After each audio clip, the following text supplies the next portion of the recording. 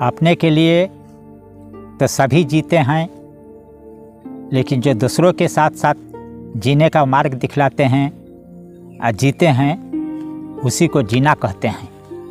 जैसे एक कबीरदास के दोहा है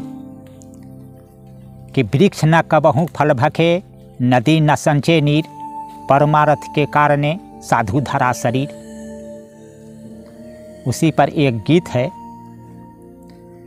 कि उस आँखों में कुछ भी ना समझो,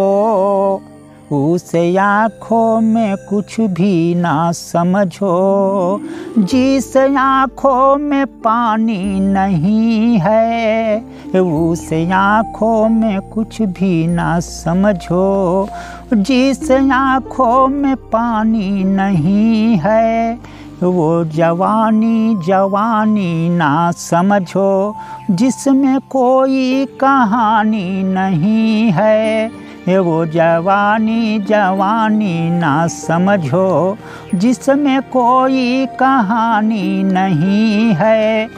प्यार